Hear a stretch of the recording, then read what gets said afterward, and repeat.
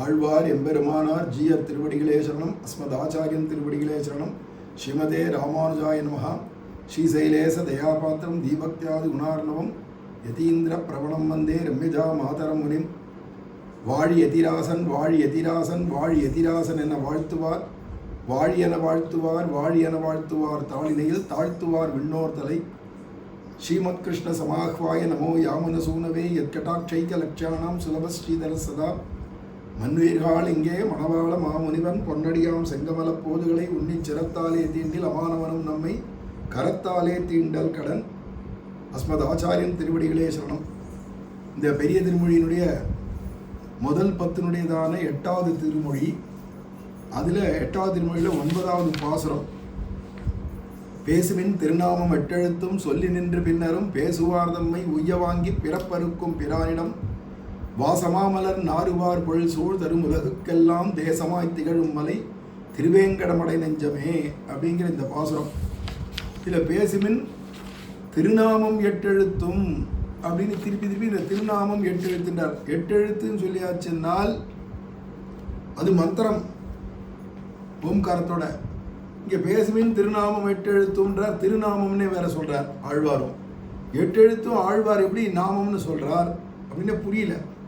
அப்படின்னா அவர் சொல்றது இந்த 8 எழுத்துல இருக்கக்கூடிய ஓம்காரத்தை விலக்கிட்டு மிச்சம் இருக்கிற 7 எழுத்தை தான் சொல்றார். ஆனால் அஷ்டாட்சரம் இருக்கே அதை நாமமாக சொல்லு, அஷ்டாட்சரத்தை நாமமாக சொல்லுன்னு ஒவ்வொரு தரமும் சொல்லிட்டு வர்றார். அஷ்டாட்சரத்தை நாமமாக சொல்லணும்னா ஓம்காரத்தை விலக்கிட்டு நமோ நாராயணாய இதெல்லாம் முன்னாடியே பெரியாழ்வார்லாம் பல்லாண்டிலேயே எடுத்து காமிச்சிட்டார். இப்படி தான் சொல்லணும்னு, இல்லைன்னா கிரமேண சொல்லியிருப்பார். ஓமித்யேகாட்சரம் நமைதி துவே அக்ஷரே நாராயணாயேதி பஞ்சா அக்ஷராணின்னு ஆரம்பித்து ஓம் நமோ நாராயணாய அப்படின்னு சொல்லியிருப்பார். ஆனால் அடுத்து பாடும் மனமுடை பக்தருடைன்னு சொல்லியிருக்க முடியாது. மந்திரமாக இருந்தாலும் பாட முடியாது, மந்திரத்தை உச்சரிக்க தான் முடியும். அப்படிங்கச்சு இது ஸ்வரத்தோட உச்சரிக்கலாமே தவிர பாட முடியாது. ஸ்ருதி கூட்டெல்லாம் தாள மேளத்தோடலாம் உட்காந்து பாடிக்க முடியாது. பாடும் மனமுடை பக்தருடைன்றதுனாலேயே நமோ நாராயணாயன்னு எப்போ சொல்லிட்டாரோ, இப்போ நாமம் 8 எழுத்தும் நாமம் 8 எழுத்தும்னா ஓம்காரத்தை விலக்கிட்டு மிச்சம் இருக்கக்கூடிய சப்த அக்ஷரங்களாகிய நமோ நாராயணாய தான் இங்கே சொல்லணும்னு அர்த்தம். பேசுவார் தம்மை உய்ய வாங்கி பிறப்பறுக்கும் பிரானிடம் பேசுவின் திருநாமம் 8 எழுத்தும் சொல்லி நின்று அப்படின்னு அன்வயப்படுத்தி இங்கே வியாக்கியானம் பண்ணார் சுவாமி பெரியவாச்சன் பிள்ளை.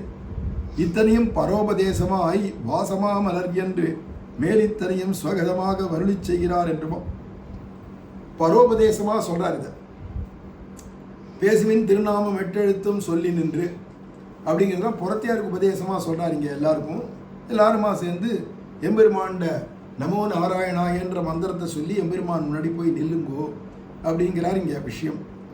அதுக்கு வியாக்கியானத்தை சொல்கிறார். திருவுள்ளத்தை குறித்து அருளி செய்கிறார் என்னவா புறத்தியாருக்கு உபதேசம் பண்ணுறதுன்னு ஒரு அர்த்தம்.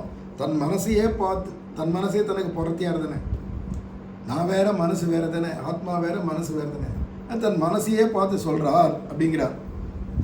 பேசுமின் இத்தியாதி ஒரு அதிகாரி சம்பத்து வேண்டாவிரே. இவன் யோக்கியதையை பார்த்து நாமம் சொல்லணுமா வேண்டாமன்றதுல இல்லை, நம்ம யோக்கியதையே பார்க்க வேண்டாம், எல்லாரும் நாமம் சொல்லலாம் இந்த இடத்துக்கு.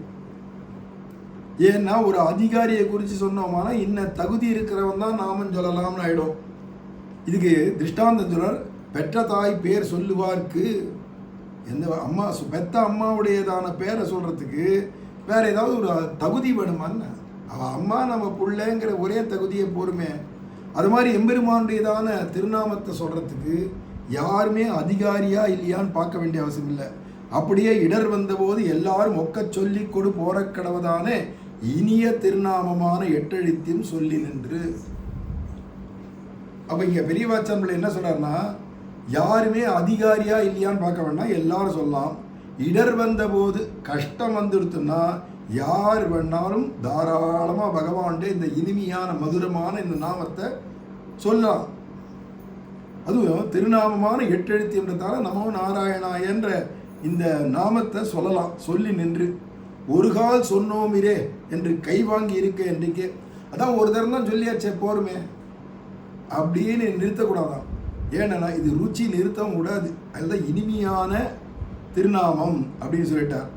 அப்போ பின்னரும் அப்புறம் நான் பின்னையும் என்றபடி மேலும் மேலும் ஒரு தடவை சொன்னோன்றது நிற்காது, அப்புறமா சொல்லிகிட்டே இருக்க வேண்டியதான். இப்போ முதல்ல எனக்கு வரக்கூடிய இடர் போகணும், கஷ்டம் போகணுன்றதுக்கு சொல்ல ஆரம்பிப்பான். ஒரு தடவை சொன்னாலே கஷ்டம் போயிடும். அப்புறமா நான் ருச்சினால சொல்லிகிட்டே இருப்பான். அவரை சொல்லாத இருக்க முடியலன்னு ஆகிடும். கடைசியில் இதுதான் எனக்கு லட்சியம்னே ஆகிடும். பிராப்பியமே எனக்கு நாமம் சொல்கிறது தான் ஆகிடும். அப்போ படிப்படியாக ஒரு தடவை முதல்ல சொல்லிச்சு அவன் இடருக்காக சொல்லி அப்புறம் அதை சொல்லிகிட்டே இருக்கணும்னு தோணி அதில் ருச்சி கண்டு இது இல்லாத என்னால் இருக்க முடியாது, இதுதான் அடைய வேண்டிய லட்சியமே எனக்குங்கிற அளவுக்கு கொண்டு போயிடும் அந்த நாமம் அப்படிங்கிறத காட்டினார். பின்னையும் என்றபடி வாயாலே திருநாமத்தை சொல்லும் அவர்களுக்கு சத்தாஹானி வாராமே அவர்கள் உஜ்ஜீவிக்கும்படி அங்கீகரித்து. உஜ்ஜீவிக்கிறதுனால என்ன? கைங்கரியம் தான். அப்போ அவனை கைங்கரிய பரியந்தமான பலனில் அவனுக்கு அந்த ருச்சியை உண்டாக்குறதே நாமந்தான். நீ எவ்வளோக்குள்ள ஸ்ரீமன் நாராயணா சரணம் சரணம் பிரபத்தேன்னு சொல்றியோ, இந்த ஸ்ரீமதே நாராயணாயன்மான்னு பின்னாடி சொல்கிற கைங்கரியத்துக்கு ருச்சி அதுதான் கொடுக்கும். அவள் எம்பெருமான் திருநாம ஸ்ரீமன் நாராயணான்னு சொல்லி ஆரம்பிக்கிற இல்லையா, அதுதான் உனக்கு ருச்சியை மேலே மேலே கொடுக்குறது. அதனால நான் இந்த ஜீவன் ஒருத்தன் இருக்கேன்னு சொன்னால் கைங்கரியம் பண்ணிட்டு இருந்தால் தான் இருக்கேன்னு அர்த்தம்.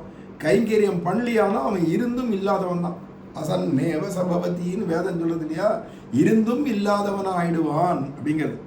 அதனால் வாயாலே திருநாமத்தை சொல்லும் அவர்களுக்கு சத்தாஹானி வராமே அவர்கள் உஜ்ஜீவிக்கும்படி அங்கீகரித்து கைங்கரியத்தை அவனுக்கே உரிய சொரூப லாபமான கைங்கரியத்தை கொடுக்கும். அதுவே பின்னையும் அவர்களுக்கு விரோதியான சம்சார பந்தத்தை அறுத்து கொடுக்கும் உபகாரகன் வர்த்திக்கிற ஸ்தானம். இப்படி நாமம் சொல்லிட்டா பகவான் என்ன பண்ணுறான், அவனுக்கு இருக்கக்கூடியதான கைங்கரியத்துக்கு வரக்கூடியதான விரோதிகள் எல்லாம் போக்குறான். இப்போ சம்சார கடைசி சம்சார பந்தத்தையே போக்குறான், அறுத்து கொடுக்கும் உபகாரன். அப்போ ஆரம்பம் இவனுக்கு வந்த கஷ்டத்தை போக்கணும்னு கேட்டுக்கிறதுக்காக நாமம் சொல்ல ஆரம்பித்தான். இவன் கஷ்டத்தையும் போக்குறான் பகவான். மேலும் மேலும் இவனை நாமம் சொல்லும்படிக்கு ருச்சியும் பிறப்பிக்கிறான்.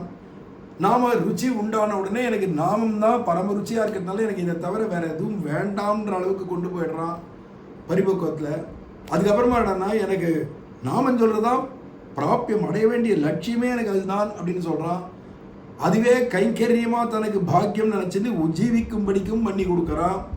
கடைசியில் என்னன்னா அவளுக்கு சம்சாரமே விரோதமாக இருந்தால் சம்சாரத்தையும் போக்கி வைகுண்டத்தையும் கொடுக்குறான். இப்போ நாம எந்த வியாஜத்தில் நீ சொன்னாலும் உன்னை உத்தம அதிகாரி அவனை ஆக்கிவிடுவோம். அந்த நாமம் க்ஷிப்ரம் பவதி தர்மாத்மா. தர்மம் பலவிதம் இருக்கு. உயர்ந்ததான ஸ்ரீ வைஷ்ணவ தர்மத்தையும் தர்மம்னு சொல்லுவோம். சாமானியமான குடும்ப தர்மத்துக்கும் தர்மம் தான் சொல்லுவோம். இங்கே க்ஷிப்ரம் பவதி தர்மாத்மான்னு சொல்றதுக்கு அர்த்தம் என்னன்னா ஸ்ரீ வைஷ்ணவ தர்மத்துடைய உச்சாணி கலையில் உட்காந்துருக்கக்கூடியதான பரிபக்குவம் எதுவோ அது உனக்கு இந்த நாமமே கொடுத்துரும். அபிச்சேத்சு துராச்சாரா பஜதே மாம். அங்கே பஜனையை சொல்றார் பெருமாள் பகவானே கண்ணனே. அப்போ அந்த பஜனை அப்படிங்கிறது இங்கே நாமத்தை சொல்றதுன்னு எடுத்துட்டா அந்த நாமம் உன்னை எவ்வளோ தூரம் கொண்டு போய் விடும். வெறும் கஷ்டம் போகணும், ஏதோ ஒரு அல்ப பலன் வேணும்னு நீ கிட்ட வந்த உன்னை படிப்படியாக தூக்கின்னு போய் ஸ்ரீ வைஷ்ணவத்தினுடைய எல்லை நிலமான கைங்கரியமாகிய சொரூப லட்சணமான உஜ்ஜீவனத்தில் கொண்டு போய் உட்கார வச்சு சம்சார பந்தமே உனக்கு இல்லைன்னு பண்ணிடும். சம்சார பந்தத்தை அறுத்து கொடுக்கும் உபகாரகன் வர்த்திக்கிற ஸ்தலம். இத்தனையும் பகவான் தானே பண்ணினான்னா நாமம் சொன்னதான் தான் பண்ணுறான். இவ்வளவு உனக்கு பரிபக்குவத்தை கொடுக்குறது என்னன்னா எவன் நாமம் சொல்லிட்டானோ எதஸ்தத் விஷயாமதி அவனை இவ்வளோ உயர்ந்த நிலைமைக்கு கொண்டு போக வேண்டியதான எண்ணம் புத்தி பகவானுக்கு எப்போ வருதுன்னா நாமம் சொன்னா.